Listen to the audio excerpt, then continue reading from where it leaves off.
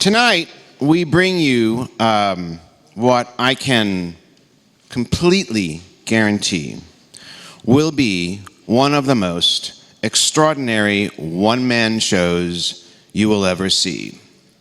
Tonight, we're going to have an entrancing hour with the incomparable Frederick Douglass, as portrayed by the incomparable Charles Everett Pace.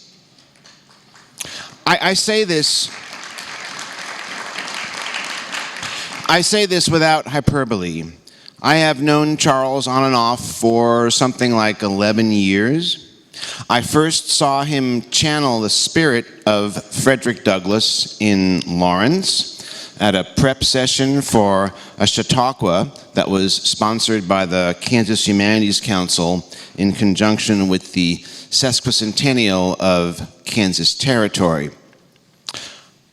I was mesmerized by his performance, and this was just a practice session. I was so taken with him, in fact, that I approached him afterwards. I gave him my card. I said, I hope we can stay in touch. We did that, and 6 years later, we were able to renew our relationship in person. It was early 2009. The library was launching the first season of our KCPT television show, Meet the Past with someone whose name I forget. Charles came here to portray Langston Hughes. It was a virtuoso performance, and incidentally, if you missed it then, you can still watch it on the library's website. Which brings us to his return engagement tonight. A little more than 5 weeks ago, our signature event for Black History Month, which was scheduled for this very night, fell out of bed.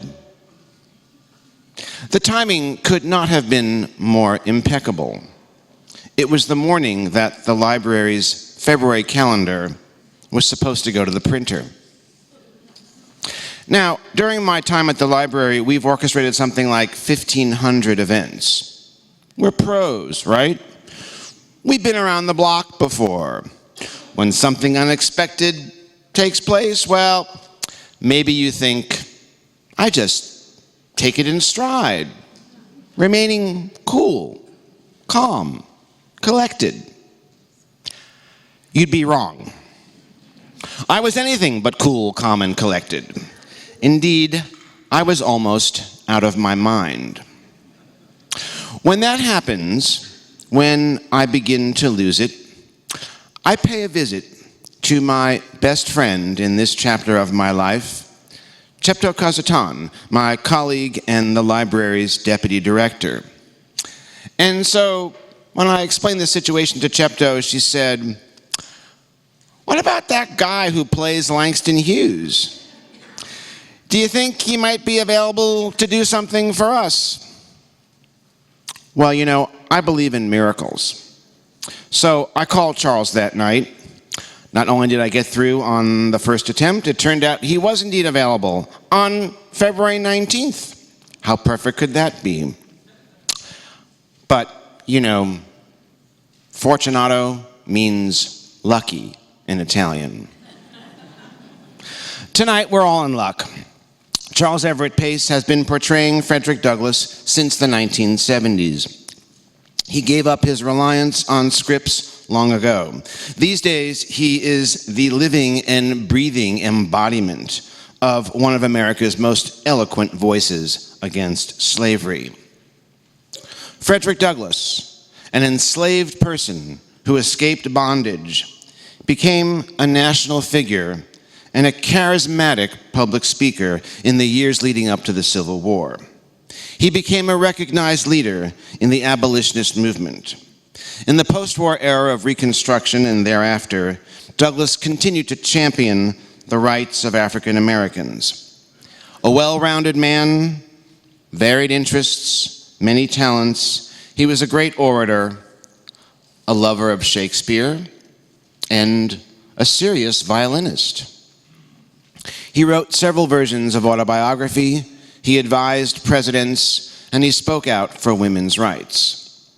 He also had a tremendous sense of humor, so tremendous that he had to stop telling funny stories in public because people weren't taking him seriously enough. I don't think that will be a problem tonight.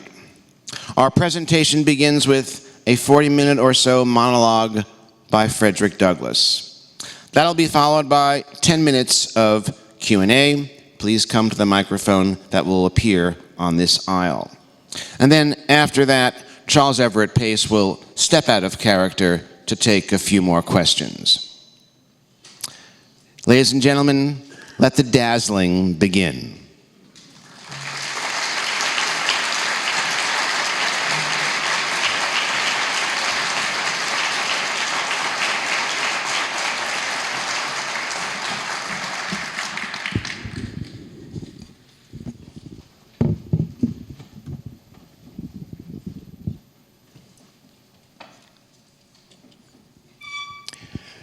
Thank you. If you take nothing else from my presentation this afternoon, please remember this. The Republican Party is the deck. All else merely the open sea. I say this for three main reasons. The Union Army, the Emancipation Proclamation,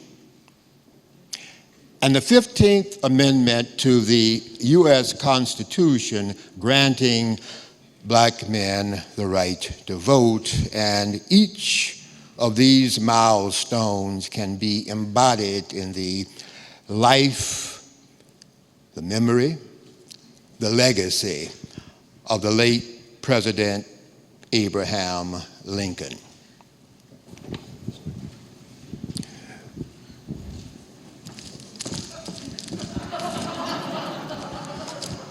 When President Lincoln came to power in 1860, the war commenced. He was very clear about the mission. This was a war to save the Union, says he. This was not a war to free the slaves. The black man has no part in this war. Some of us took issue with that, and we said, Mr. President, unless you free the slaves, there will be no Union. First, you must free the slaves, and then you must arm the freedmen. Well, in due time, the president came to see the wisdom of that, and he issued a proclamation which said that as of 1 January 1863, all those who are held in bondage in states in rebellion against the Union would be henceforth and forever free. And then there was a little clause, a little line that said that black men would be invited to join the Union Army. During those days, my friend John Andrew was the governor of the state of Massachusetts, and he was authorized to raise the first free black regiment in the North. George Stearns, Major Stearns, was put ahead of that recruitment effort, and I was hired as one of his many agents.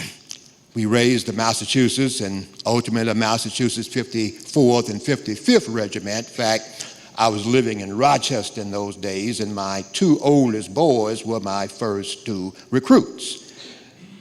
Recruiting went well. Then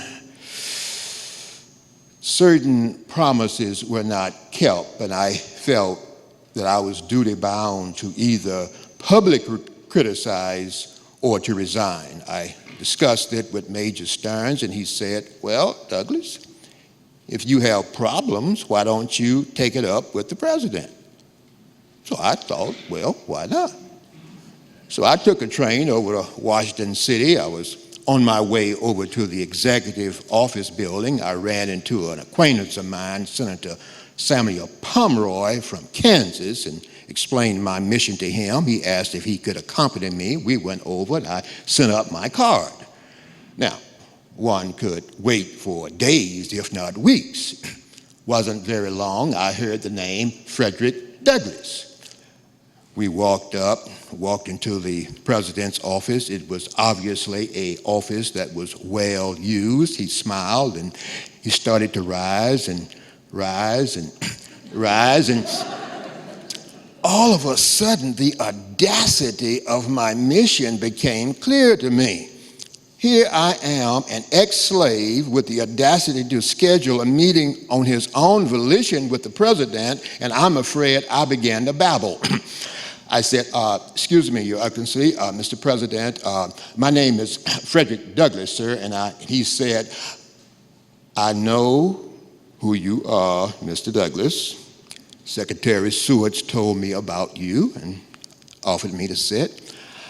I said, well, sir, I only have 3 points I would like to discuss with you if I could. Pay, protection, and promotion. I say, as you're aware, sir, we have been quite successful in our recruiting effort, but it was with the understanding that Negro troops would be paid at the same rate as white troops, but such is not the case, sir. President, listen.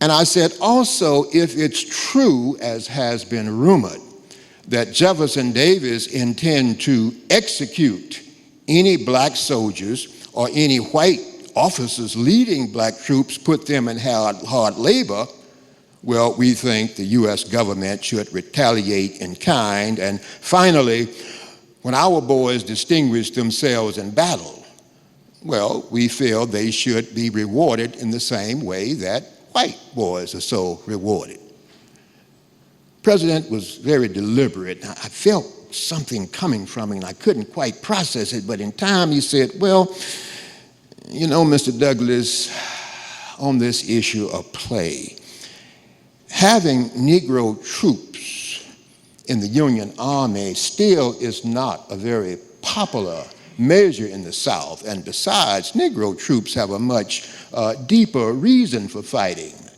and we will get this pay matter settled out. I've already issued a retaliatory offer that if any Union soldiers are executed of any color, then a rebel troop will be so treated. And finally, on this matter of promotion, I would be willing to sign off on any recommendation that Secretary of War Stanton gives me. And then he sort of looked as if to ask if there was anything else, and I took my leave. And as I was leaving, I began to understand what I was feeling.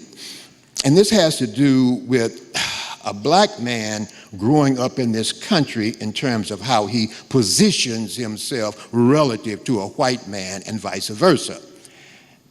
At no point in my meeting with the president did I get the feeling that he looked upon himself as a superior speaking with an inferior, but he simply received me as one gentleman receives another. Of course, now, the president had been on record as early as 1854 expressing his displeasure with slavery. In fact, he said that he hated slavery. I hated slavery too. But I hated slavery for a little different reason than the president. I hated slavery based on my own personal experience.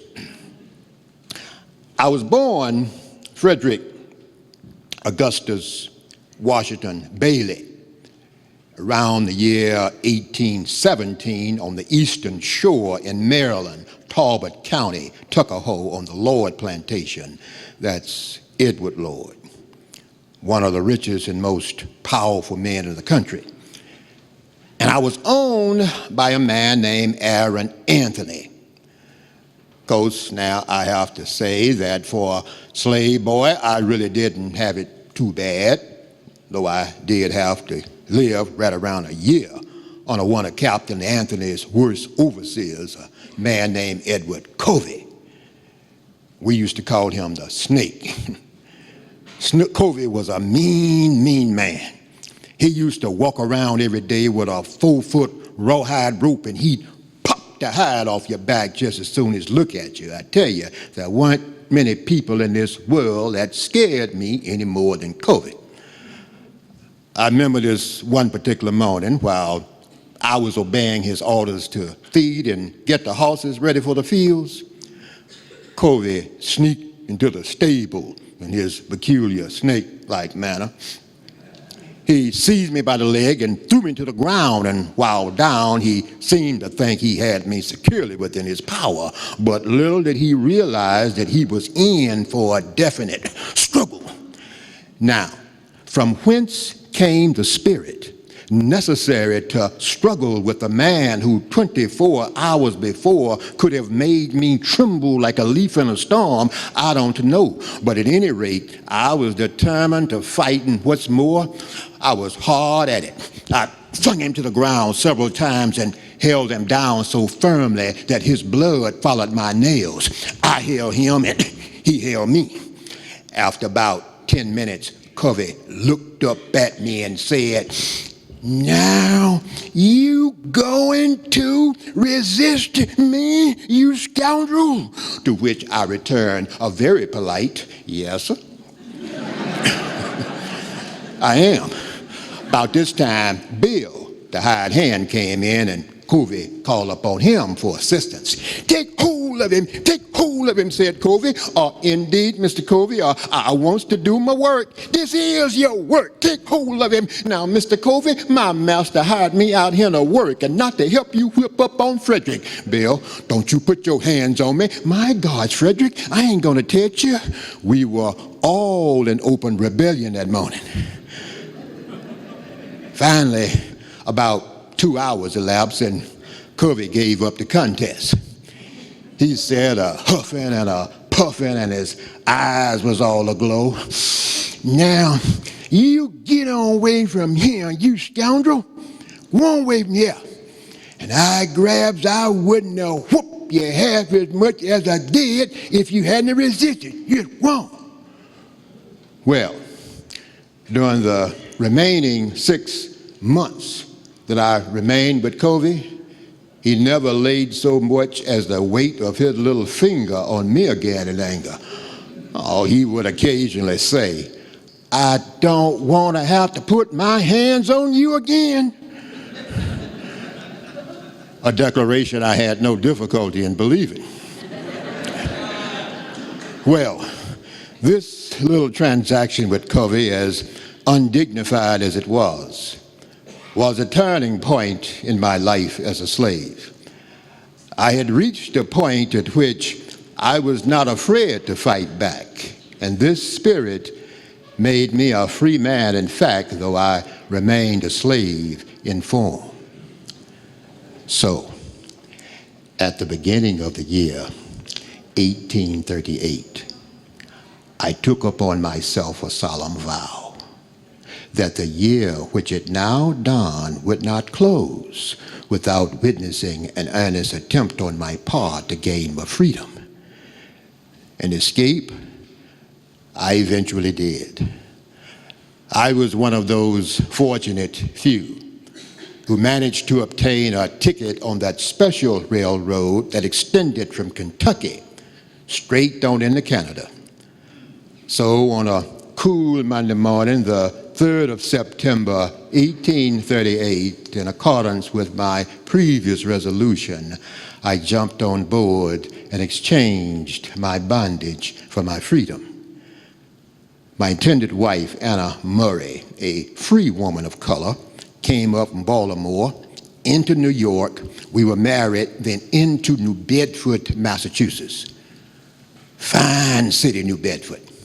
Whaling capital. One of the richest cities in America.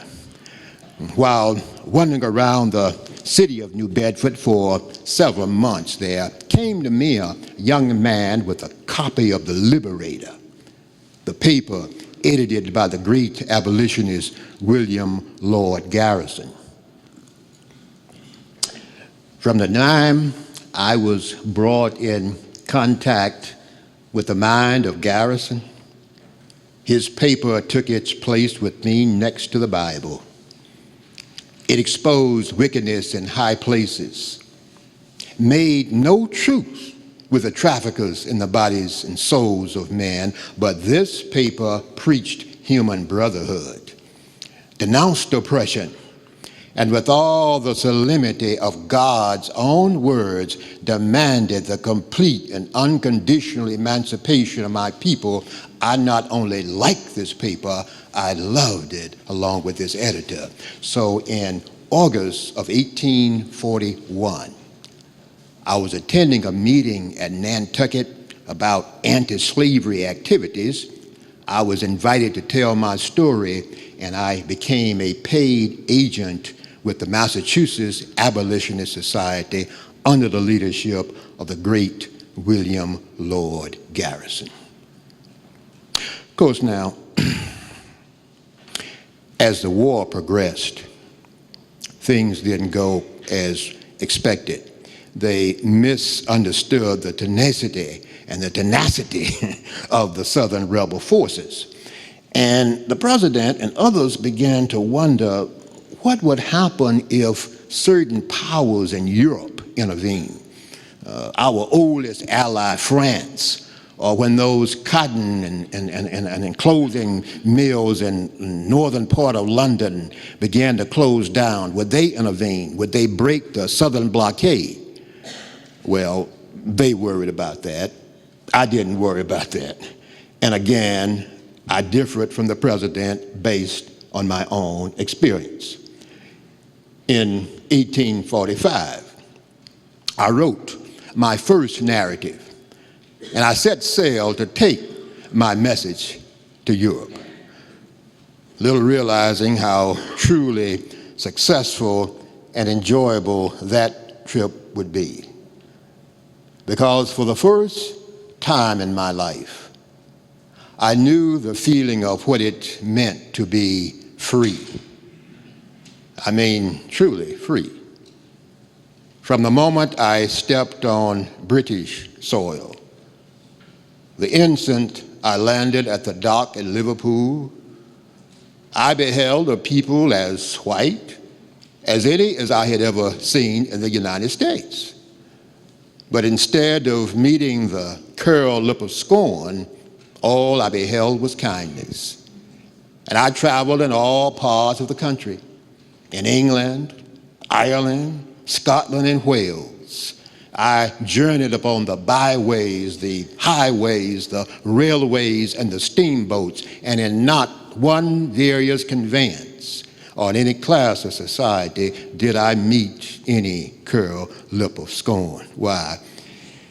Even the very dogs of old England know that I'm a man. I was attending a meeting at Buckingham, and while upon the platform, a little dog actually came up there and put his paw right smack dab in the middle of it and gave me a bark. Ouch! A recognition as a man. And I figured in these days of doubt, even a dog's testimony was worth something. So you can imagine my excitement and the depth of my gratitude as I addressed the British public at the London Tavern of August of 1847 upon my departure.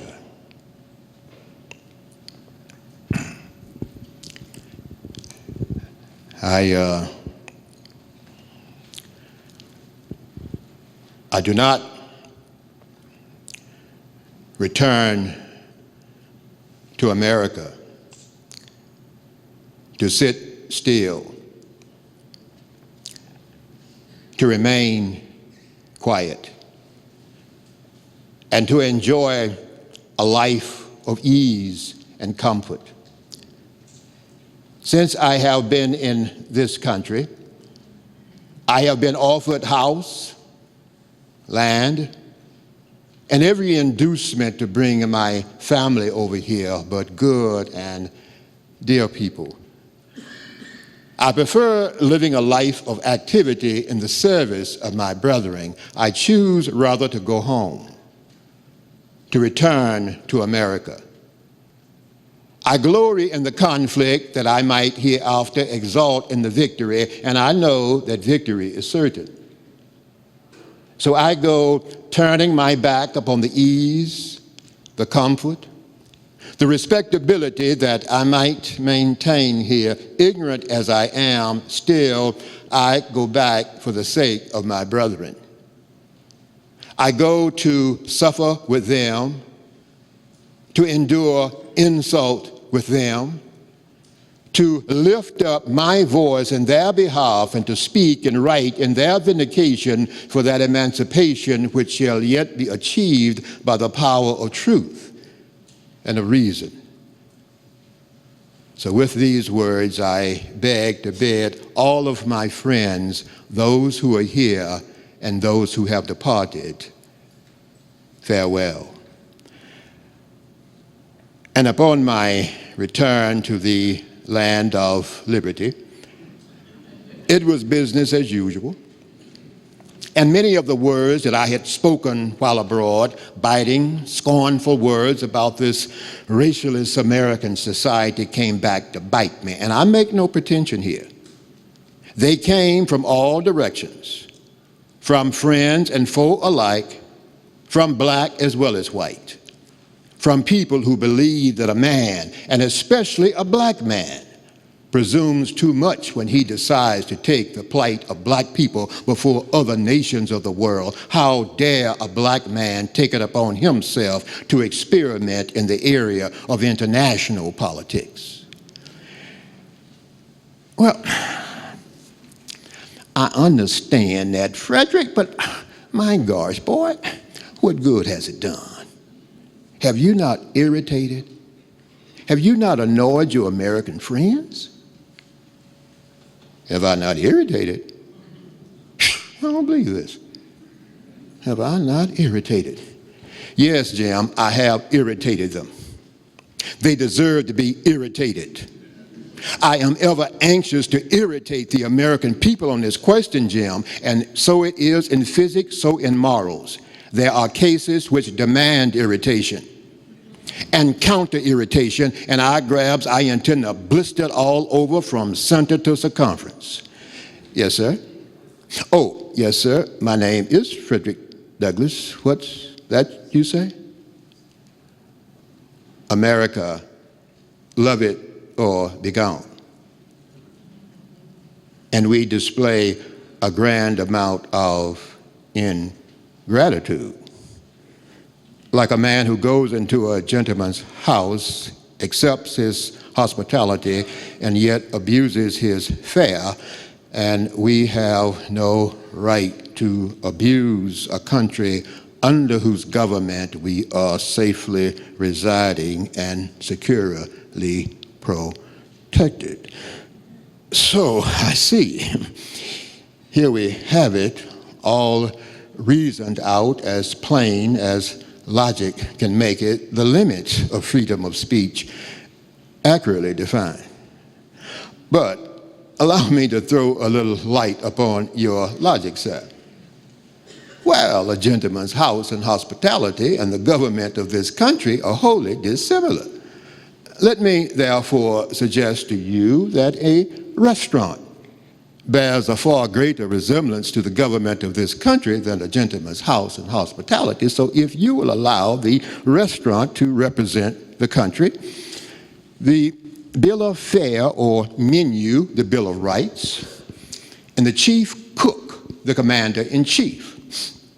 Now, enter a black man. He enters your restaurant. He reads your bill of fare. It contains the names of many palatable dishes, so he asks the cook for soup, and he gets dishwater. For a duck, he gets dog. For beef, he gets bullfrog. For salt, sand, pepper, powder, and for vinegar, he gets gall. In fact, he gets for you the very opposite of everything you asked and from which the bill of fare you had a right to expect. So I can read with pleasure, sir, your Constitution to establish the blessings of liberty and prosperity. Those are indeed precious sayings to your mind. But when I remember that an aged grandmother who's reared 12 children for the Southern market, when I remember that when she became too much racked with pain, she was turned out by a professed Christian master, literally to die, with none to look after her, and the institutions of this country, church and state, sanctioning and sanctifying this crime, I have no words of eulogy. I have no patriotism. How can I love a country when the blood of my blood, the flesh of my flesh, is making fat the soil of America? America's soil is stained red with the blood of black women's shrinking flesh. No, I make no pretension to patriotism. So long as my voice can be heard on this or the other side of the Atlantic, I will hold up this country to the righteous indignation of moral scorn. And in so doing, sir, I will feel myself discharging the true duty of a patriot. Well, as it is with the parent to the child, so with the citizen to the country. For he is a true lover of his native land, who rebukes and does not excuse its crimes. And on this matter, sir, I will be as harsh as truth and as uncompromising as justice. I will not equivocate. I will not excuse, I will not retreat one single inch, and I will be heard.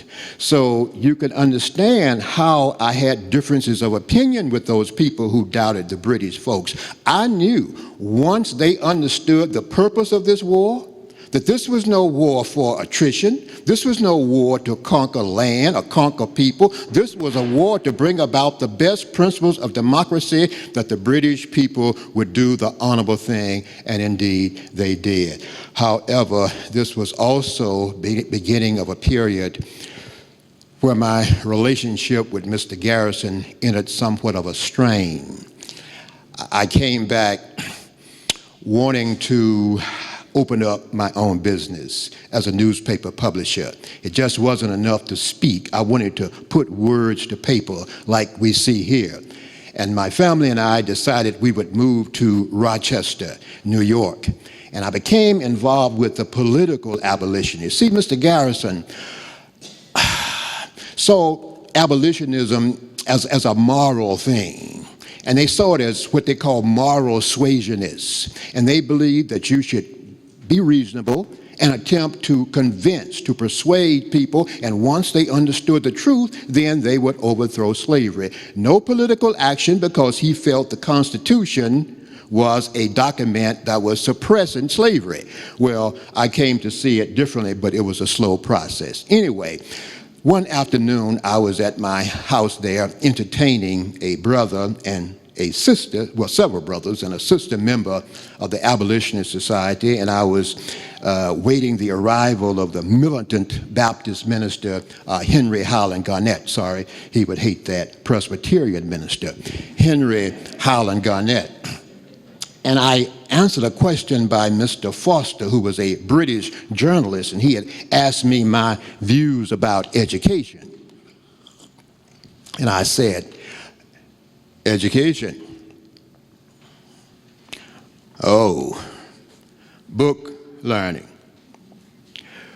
Well, as a newspaper editor myself, Mr. Foster, I certainly am aware of the immense value of a broad academic education. But education of the head should not be the only concern of the Negro educator. What else? or education of the heart, of course, because it will be heart, more so than head, that will pull us through the difficult days we have before us. From which institution did I receive my education? Well, my primary years were spent in the institution of slavery, and I went on to advanced study at Abolition University. William Lord Garrison, president. Dedicated to him. I owe him everything. Everything. Yes, dear. Send him in. Well, folks, he's here. And I do hope this goes well. Now, Henry does tend to be a bit extreme in his approach to things, but he's a sincere man, so go easy on him. And Wendell. Now, Wendell, if you feel yourself getting a little heated under the collar, that rear door there will give you a good cooling off. I understand that, Wendell, but you know how emotional you tend to be sometimes. Henry, welcome, friend. Good. Come on in. So nice to see you. Well, I must say, you certainly are looking prosperous. Gentlemen and lady, this is, of course, the Reverend Henry Highland Garnett, pastor of the Liberty Street Presbyterian Church of Buffalo, brother and fellow abolitionist. Oh, abolitionist, not affiliate, not to be confused with the Garrisonian wing of the movement. Is that sufficient, Reverend? Good, of course. And this is John Collins and Wendell Phillips, both of whom you know already. Mr. Reginald Foster, a columnist from the London Times, and finally my house guest, trusted advisor, dear friend, Julia Griffith, also of London. So, if everyone would just make themselves comfortable, I'll serve tea. We really did enjoy your speech last evening, Henry. Fiery though it was. No. That was without a cut. You know me. I'm not one to spare the razor's edge yourself. It's just that we had a bit of a problem with the tone of your oratory and with the content. Some of the content as well. For instance, well, here in the Freedom Journal where you wrote, "Brethren, arise, strike for your lives and liberty. Now is the day and the hour. Let every slave throughout the land do this, and the days of slavery are numbered. Remember, we cannot be more oppressed than we have been.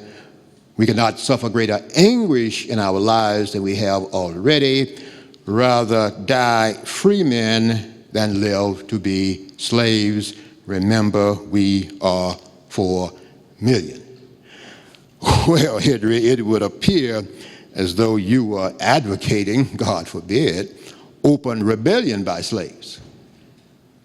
Well, yes, quite frankly, there is something wrong with that. And I'm not about to advocate anything that could lead to the wholesale slaughter. Yes, the wholesale slaughter of my people. I understand that they are your people too, Henry, but look. Now, you see what they are doing to the red man in this country.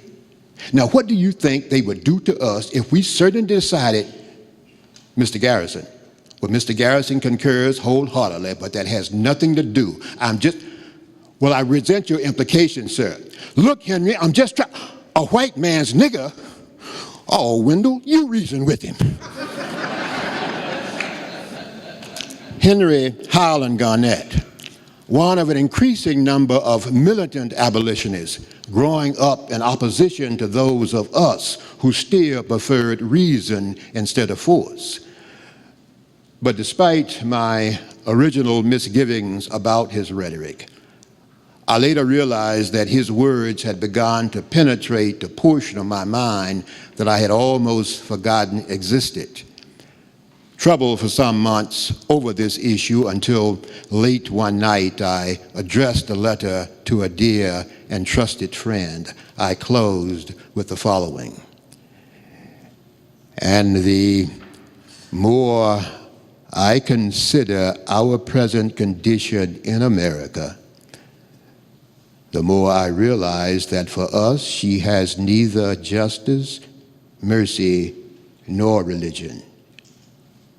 We have no resting place abroad, nor protection at home, but we are outcasts from the land of our birth and sojourners as all our fathers were. So despite my original misgivings, I now find myself moving closer to the views expressed by younger members of the movement. I'm not at this time willing to advocate open rebellion by slaves, but I do have extreme misgivings about Garrison's insistence on moral suasion alone. It is most definitely a key ingredient, but should it remain the only ingredient?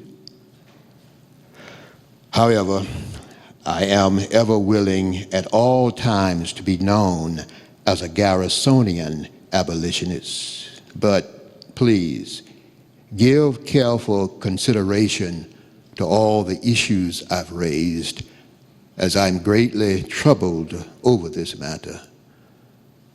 With warmest regards, Frederick, September 4, 1847.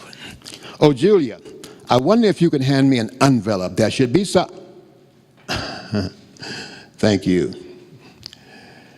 You know, sometimes I really don't know what I would do without you, but you've got to stop reading my thoughts.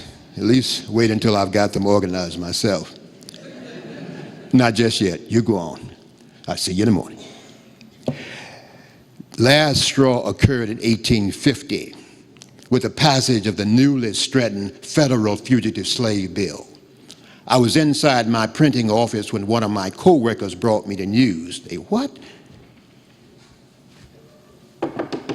Julia, come out here a moment, please. Listen to this. Listen to this. Special federal commissioners shall be appointed to aid in the apprehension of runaway slaves. They shall have the power to compel all United States Marshals and their deputies to aid in the search. Furthermore, all private citizens are subject to the carrying out of this statute. The decision of the commissioners as to the status of the Negro is final. Only a white person's testimony is acceptable in determining the status of the Negro. Well, what this law meant was this: that any slave hunter could come in this room and grab you up and grab you up and grab you up and ship you down south, and if you didn't support it, they could put you in jail. That was the status of democracy in America as a result of this law. Slavery now is no longer a southern institution, it's a northern institution. We call a special meeting of Towns Hall. Quiet! Can I have your attention, please? Now, we all know the state of the matter. We are all aware that since the passage of this mockery of a law, none of us, I repeat, none of us are safe from any slam of the earth who wishes to put us in chains.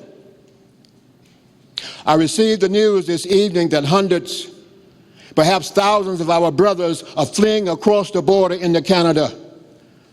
Well, let me go on record this day by saying the only way to make this fugitive slave law a dead letter is to make half a dozen or more dead kidnappers.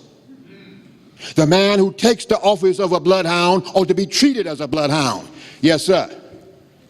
What would I do? Well, I'll tell you, sir. If any slave hunter If any slimy, pale, yellow, southern running dog who walks around on two legs comes around my home, my wife, and my family, he'd better first take care of two things: make out his will and make peace with his maker. Yes, sir. Well, several weeks later, a calmer, cooler side of my personality emerged, and I made the following announcement to a Boston audience. I have little hope now in the freedom of the slaves by peaceful means. A long history of peaceful slave holdings have placed the slave holders beyond the reach of moral or humane considerations. They have neither ears nor hearts for the appeals of justice.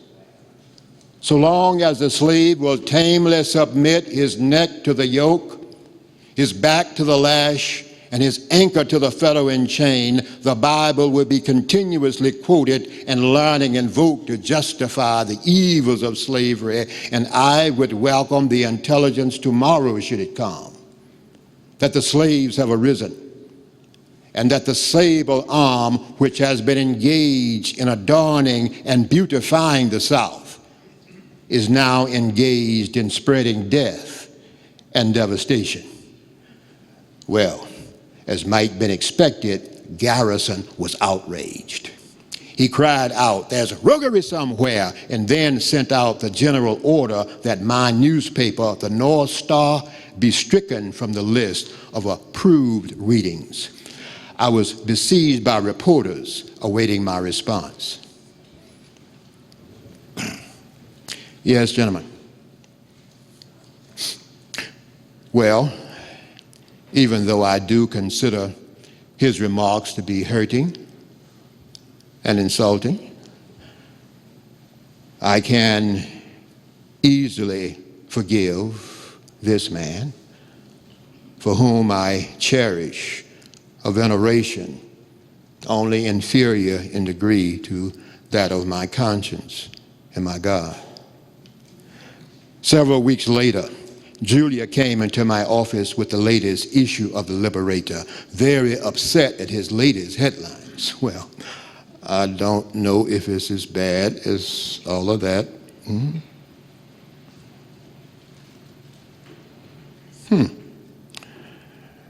Douglass has ostracized himself. He has lost much of his moral power and will lose what little remains if he persists in his present course of action. And there are rumors about that a certain female observer in his printing office has not only biased his own judgment, but has caused considerable unhappiness in his own home. Who? Oh, the free press and curiosity seekers. Well, bring them. I'll go out, Dave, Julia. Yes, gentlemen. No, I have no comment about his attempted slander. But there is one passage that I will comment on, and that is where he writes, "The anti-slavery cause, both religiously and philosophically, has now transcended the ability of the Negroes as a class to understand its operations and to perceive the depth of its philosophy." Well, I will only say that the colored people ought to feel profoundly grateful for this compliment to their high moral worth and breadth of comprehension so generously bestowed upon them by Mr. William Lloyd Garrison. And one other statement where he writes that Douglass is only interested in his own selfish self-interest. Well, I stand on my record with one reply. If it is true that I am only interested in my own selfish self-interest, as he puts it, then don't you know that it would have been infinitely easier for me to remain as a lecturer with the Garrisonians than to move into a new neighborhood and to open up my own publishing business. But you see, I happen to believe that one of the most important contributions that I can make to the Negro people is to demonstrate that we, us, ourselves, have got to be the most active actors in the struggle, and not merely passive understudies while whites are cast in lead roles outlining the battle for us. That would be childish indeed. And they display the greatest amount of naivete, who believe that once we have seen the stage, once we have heard the roar of the crowd, we will patiently wait in the wings for the roar to subside before taking our entrance. No, sir, indeed not. When I was a child, I thought as a child. I acted as a child. But when I became a man, I put away my childish things. So if that's all, gentlemen, good day. Well, I'd finally reached that point where there was this split with the Garrisonians, and I could be fully engaged in politics. And that's what allowed me to reach the president. So, August 19, 1864, about a year after that first meeting, the president himself called me in. I found him in a greatly agitated state. He told me that that slaves were not escaping behind the Union lines as had been planned. I said, Mr. President, the planter classes have ways of keeping knowledge from the slave classes. Chances are they have never heard of your Emancipation Proclamation. And he said, well, that's where you come in. And he started to outline a possible plan that he wanted me to carry out. And as you know how you can hear something and your mind just sort of go haywire, because I realized that the very thing that he was saying was almost identical to what my dear friend John Brown had been hung for. And I remember that last meeting that I met with John in Chambersburg, Pennsylvania, and I said to him, no, I like the idea of running slaves into the mountains, Captain Brown. If properly executed, it just might work, especially with your keen awareness that a squad of slaves could indeed hold off an army once they had secured their stronghold. But I must take issue with your initial step, John. I don't believe that Harper's theory should serve as the beginning point. Of course, it would dramatize the evils of slavery, strike terror in the slaveholders, and arouse the attention of the nation. But look, John, you can't possibly believe that a small band of ill-armed, ill-equipped slaves are truly a match for the United States government, even with such an able commander as yourself. I plead with you, John. Call it off. Well, I must say the twos to those who can use them. Good luck, Captain Brown, and Godspeed. A most committed gentleman, John Brown, while in color a white man, yet in sympathy a black, and as deeply committed to our struggle as though his own soul had been pierced with the hot iron of slavery. I worked on that plan to get black scouts to go into enemy territory and encourage the slaves to escape. However, the good war record of Generals Sherman and Sheridan made that plan not feasible. Eventually, the war was over. Mr. Lee surrendered to General Grant, and I had been rather disappointed with the president's first inaugural, but I wanted to make sure I attended that second inaugural. So I was there with a lady friend of ours, and I was noticing the president on the platform, and I noticed that he had noticed me. Now, you know, sometimes something can happen and you can just see in the heart of a person. Well, the president was standing there with his vice president, Mr. Johnson, and he noticed me and he pointed me out to the vice president. And the vice president looked over, and this scowl came on his face when he recognized who the president was talking about. Then he noticed that I was noticing, and then all of a sudden it became a smile, but too late. I said to my friend, I do not know who this man Johnson is, but he is certainly no friend of our people. Well, we decided that we would break with tradition and walk up and enter the executive mansion to the Oval Office and congratulate the president. And as I was walking up, my mind went back to those days. And I thought about how things had changed. And I remember in, July 5th, 1852, and I had been out on the road giving anti-slavery speeches, and all of a sudden thinking about the juxtaposition, how things were different. I remember I had said to the ladies groups that I was speaking to, and I said, Madam President, friends, and fellow citizens, he who could address this audience without a quailing sensation has stronger nerves than I have. I do not remember ever to have appeared as a speaker before any assembly more shrinkingly, nor with greater distrust in my ability than I do on this day. The papers and placards say that I am to deliver a 4th of July oration. Now, this certainly does sound large and out of the common way for me. Oh, it's true, I have often had the privilege to speak in this beautiful hall and to address many who now honor me with their presence. But neither their familiar faces nor the perfect gauge I think I have of Corinthian Hall seems to free me from embarrassment. The fact is, ladies and gentlemen, the distance between this platform and the slave plantation from which I escaped is considerable.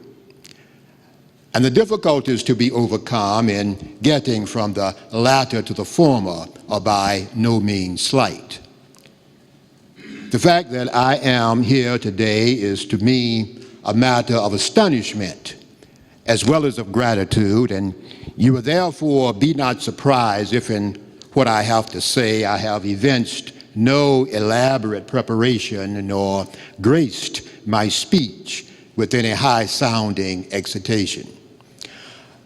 But, fellow citizens, pardon me. Allow me to ask, why am I called upon to speak here today? What have I or those I represent to do with your national independence? Are the great principles of political freedom and of national justice embodied in the Declaration of Independence extended to us? And am I therefore called upon to express devout gratitude resulting from your independence to us? Would to God, both for your sakes and ours, that an affirmative answer could be truthfully returned to the following questions, because then would my task be light and my burden easy and delightful.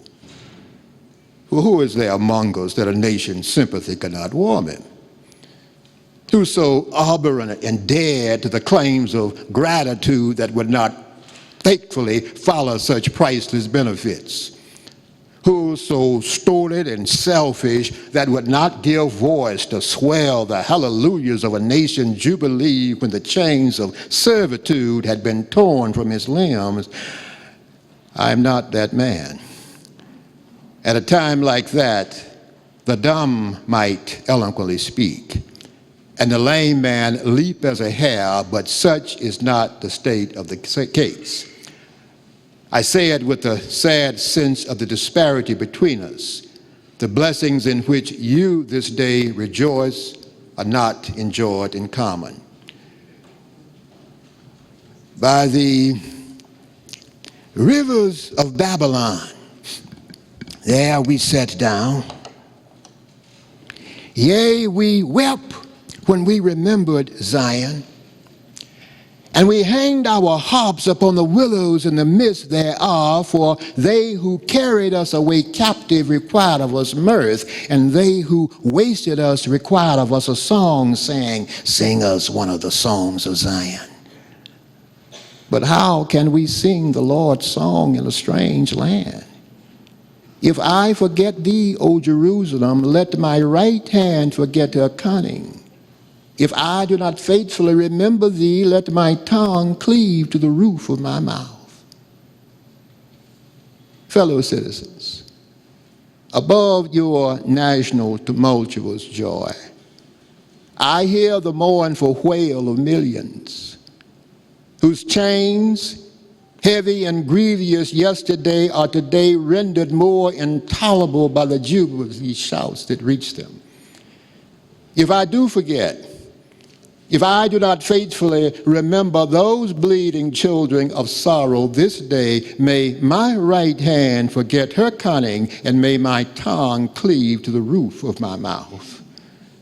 To forget them and to chime in with popular songs would be treason most scandalous and shocking, and would make me a reproach before God and the world. My subject then, fellow citizens, is American slavery. I shall see this day from the slave's point of view. Standing here, identified with the American bondman making his wrongs mine, I do not hesitate to declare with all of my soul that the character and conduct of this nation never looked more heartless to me than on this 4th of July. America is false to the past, false to the present, and solemnly binds herself to be false to the future.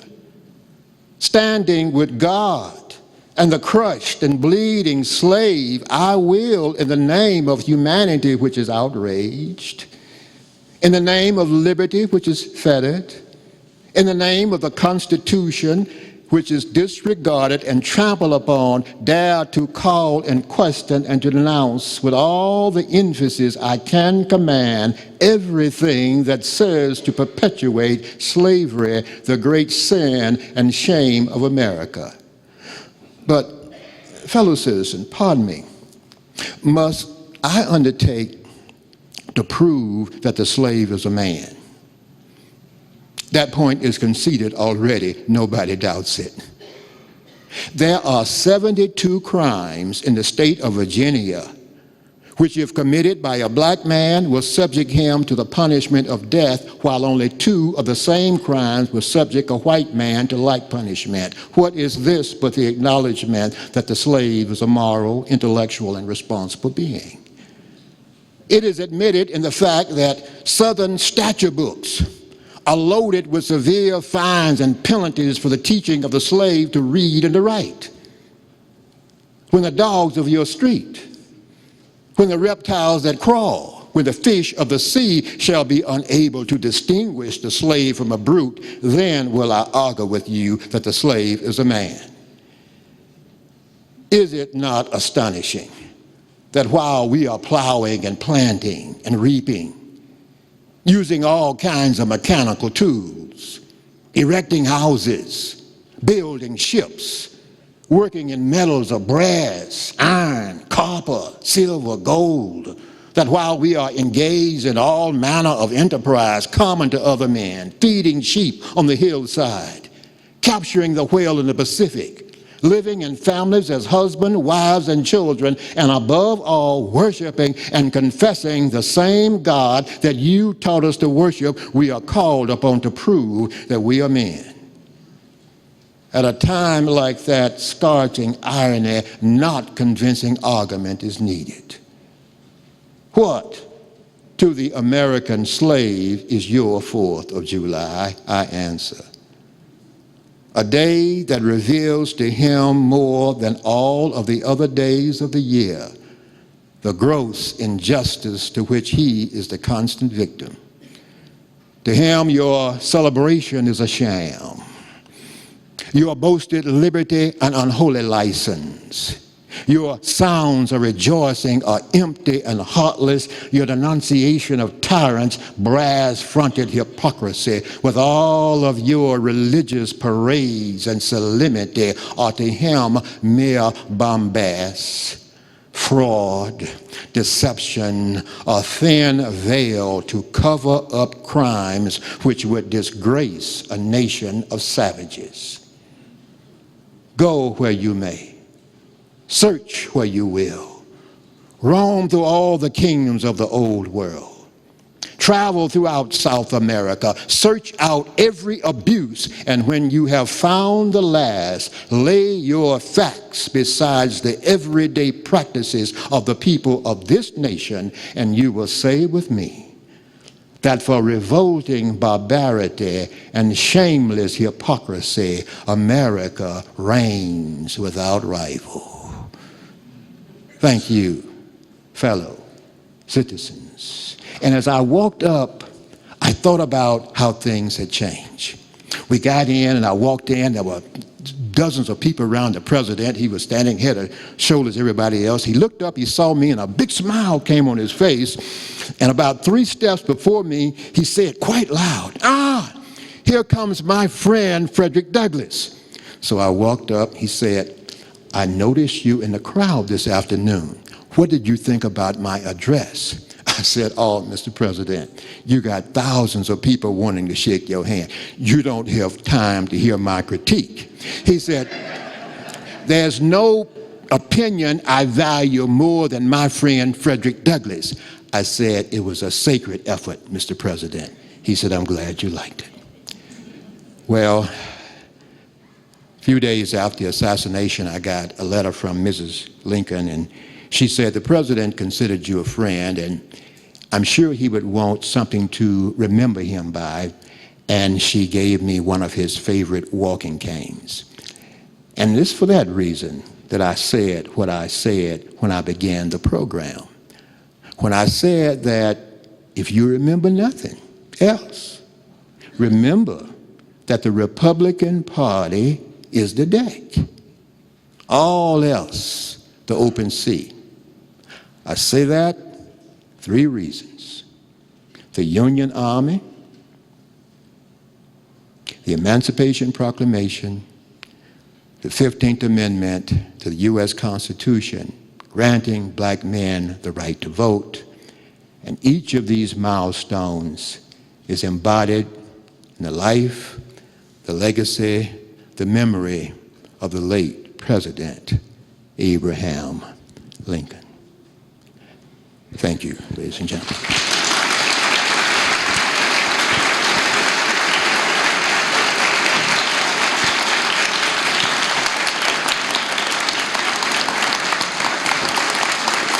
Thank you.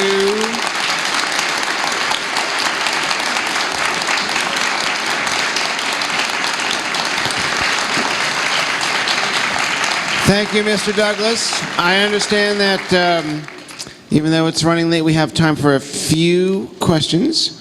I would ask that for the next 6-7 minutes, if you have a question for Frederick Douglass, come to this microphone. And then after the 4th or 5th question, we'll magically transform into Charles Everett Pace, and we'll ask other kinds of questions. But go ahead, sir. Good evening, Mr. Douglass. It was indeed a pleasure hearing you tonight. I have a question for you about the Emancipation Proclamation. It did not free Negroes who were held in bondage here in Missouri. My question is, why is it that the proclamation was limited to those states that were in rebellion? I think I know the answer, but I'd like to hear it from you. Well, you know, one of the things I have learned to appreciate about the president and how he differed from me, I was a social reformer, and I only had to concern myself with ideas. And my ideas was blacks should be freed any place. The president was concerned about the border states, this state being one of it, and especially Kentucky. He was also concerned about northern whites as to whether or not they would fight in a war that was to save the Union and eventually to free the slaves. Now, in terms of those states in rebellion, well, that was obvious. It was to punish the South. It was also obvious that the Army exists on its stomach. Well, when all the men were out fighting, who was developing the crops? So therefore, slaves in states that were in rebellion were in many ways helping the war effort. So quite naturally, that was the ones that he would want to free. Now, you're right, he didn't free them. The Union Army freed them. 200,000 black men who joined that army with their white brothers freed them. But it was a political move as well as a military move to free those in states in rebellion against the Union Army. And he felt as though he had no right legal to free blacks in states that were not rebellion, because the president, acting in the role of commander-in-chief, working in a wartime situation, have certain powers that he would not have working in a situation where war is not taking place. Good evening. Mr. Douglass, my Yes. question is, did you and Mr. Garrison ever rekindle your friendship or your warm relationship in spite of your personal desires? We did. Fortunately, once the war started, Mr. Garrison was a pacifist, but he came to the understanding that this was a just war, and we made up our personal differences with my opening up a newspaper and becoming a political abolitionist, because that was where power was, and he eventually came to understand that the Southerners would never listen to moral suasion. So therefore, if it took people like George Washington and Patrick Henry something stronger than moral suasion to convince King George, he realized it would take something stronger than moral suasion. So we did. Mr. Douglass, you got the right to vote in the 15th Amendment. It took me 4 more amendments to get the right to vote in 1920. So what did you do with my sisters, the Grimke sisters, my sister Lucretia Mott, to help me get the right to vote? Well, that decision was a painful decision. Ms. Mott agreed with me that it was the black man's hour, and that we could possibly convince the white man in this country to grant the vote to 5% of the population, assuming that Negroes were 10% and half were men and half were women. We could convince the white man to give that 5% to vote. We felt as though we could not convince him to give 50% to vote. So therefore, white women like Lucretia Mott and black women like Harriet Tubman agreed with that. Black women like Sojourner Truth and white women like Elizabeth Cady Stanton didn't agree with that. They thought it should be a universal amendment. I've always and am a woman's rights man. I second Miss Cady Stanton's motion in 1848 in Seneca Falls, and I think that the next amendment that we get definitely has to be a 16th Amendment giving women of all colors the right to vote. But it caused some hard feelings. Yes. Good evening, Mr. Douglass. I was going to ask you, why did you, stand up for yourself? Why did I stand up for myself? Yes. Well, that first fight with Garrison's was one type of fight, but the first time I would say it was with Covey. And as I said, I don't know where it happened. It just happened when he attacked me. I just defended myself. Even to defend oneself meant I could have been severely beaten, but once that happened, I had crossed a certain lake that I could never turn back. So for that reason, I knew I couldn't stay in Maryland. I would have to escape to freedom. And then once I got to the north, and I saw white men and white women and black men and black women working for the cause of the bondsmen and the bondswomen, I knew that was my role, to be a part of that. It was the moral thing to do, and it was the manly thing to do. Well, how anyone could stay in Maryland is beyond me. Well, now, I've gone back and met some of my relatives, and as I said then, I am an Eastern Shoreman.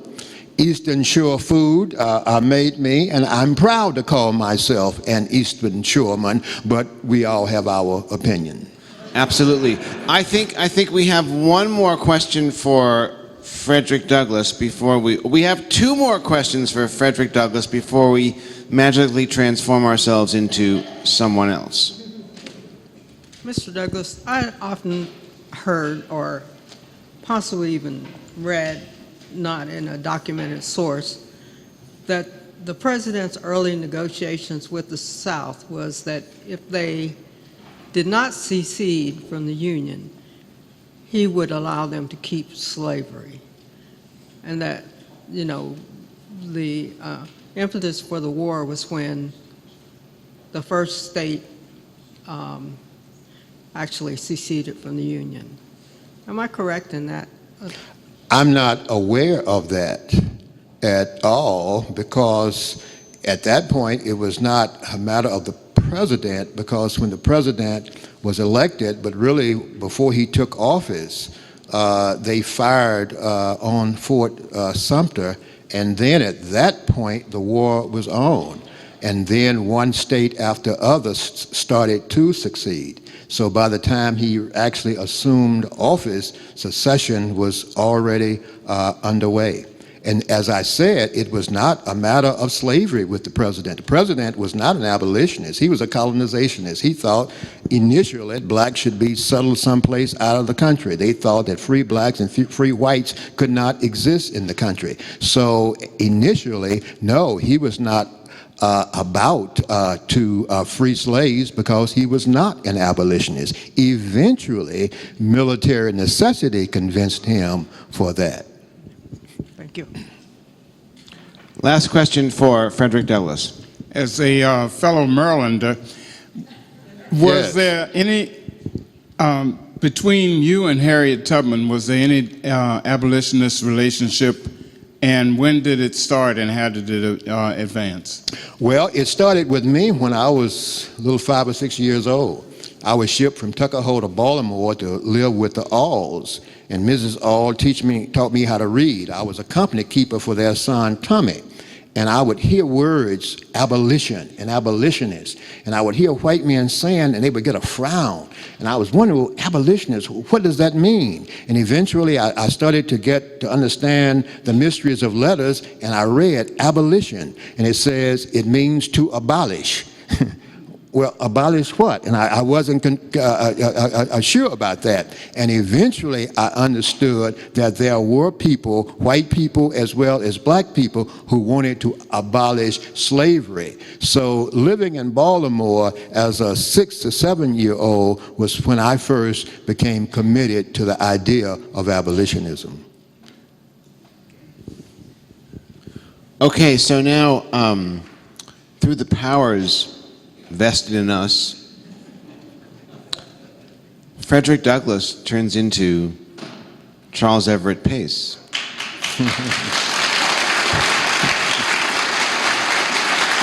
Thank you. Thank you. And as Charles Everett Pace, he's going to answer a few more questions about his portrayal, about the idea of channeling Frederick Douglass, and any other questions you might have. And so, Charles, it's all yours. Yes. Yes, ma'am.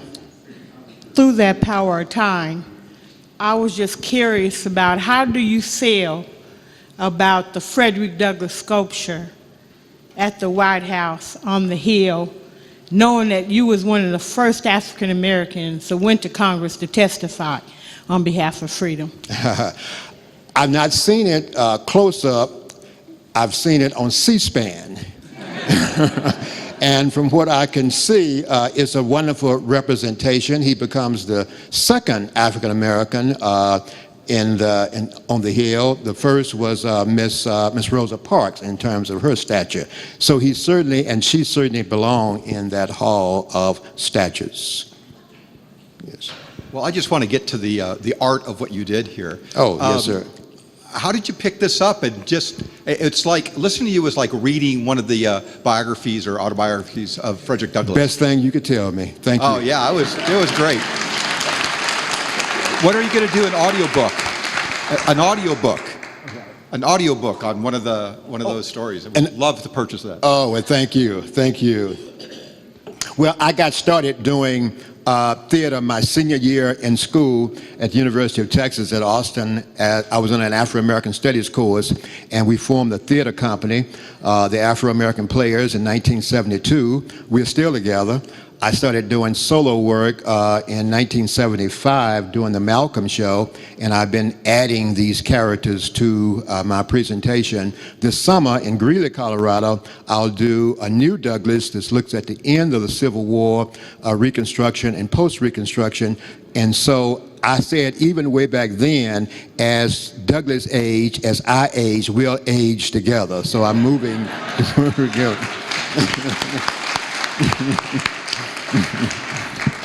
Once again, you mentioned some things that I want you to expound upon.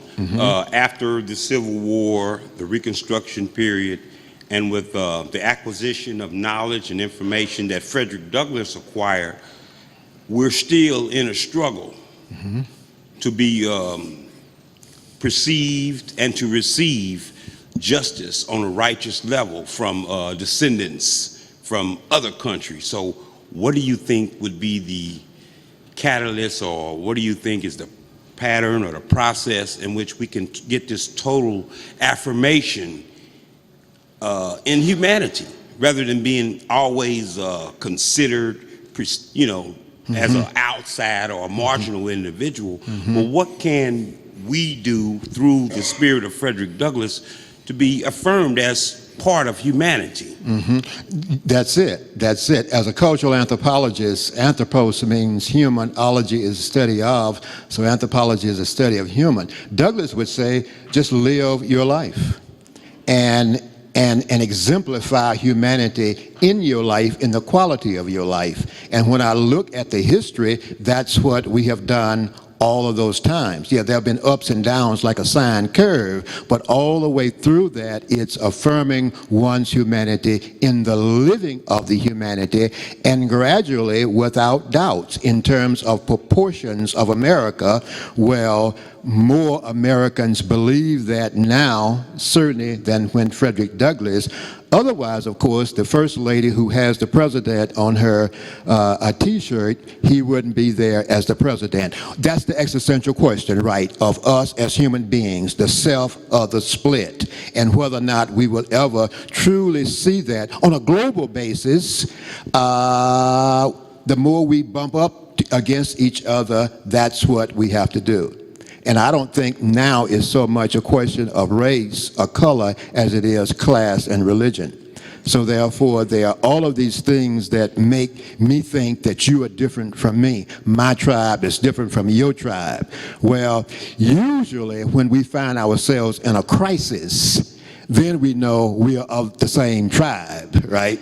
So 1968 was considered to be a turbulent year where we were all divided against each other, in this case, black or white. Well, in 1968, you know, I was in a place that's now called Ho Chi Minh City, right?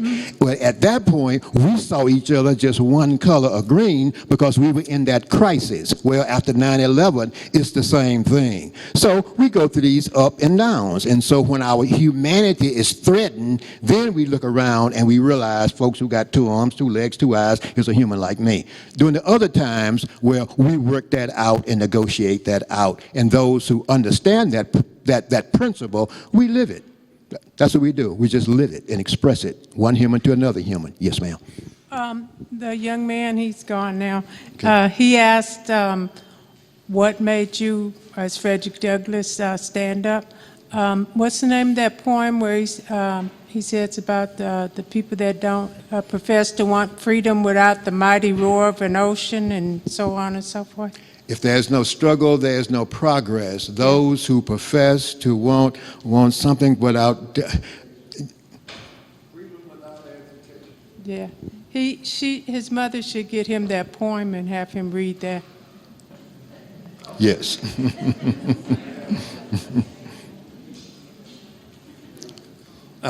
Your knowledge of the great Frederick Douglass is outstanding, and you know him. Thank you, Mr. Lewis.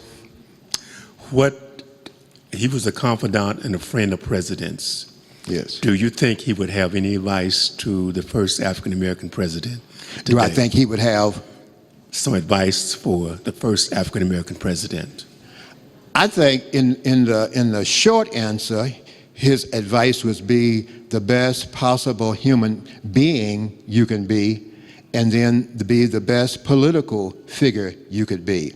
And he would compare him, I think, in the same way that people have compared this president to President Lincoln, and how Mr. Obama has compared himself to President Lincoln. And to understand there is a difference between a social reformer. The president in his early life was a social activist. Therefore, you're dealing with ideas. Once you assume the office, you are a political figure, and you have all of us that you have to answer to and try to put that together to work in a way that will work with two houses of Congress, so that whatever laws are passed, the Supreme Court will say that it's good. It's a hard job. So therefore, you be the best political figure you can be, and that's about making coalitions to get human rights. I think that's what Douglass would say.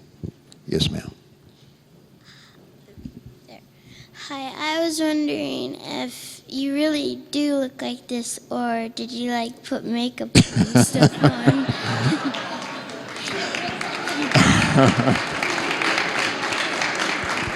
Well, I'm afraid this is it.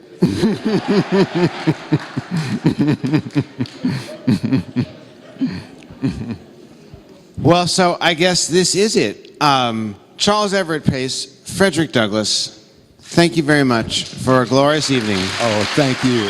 Thank you.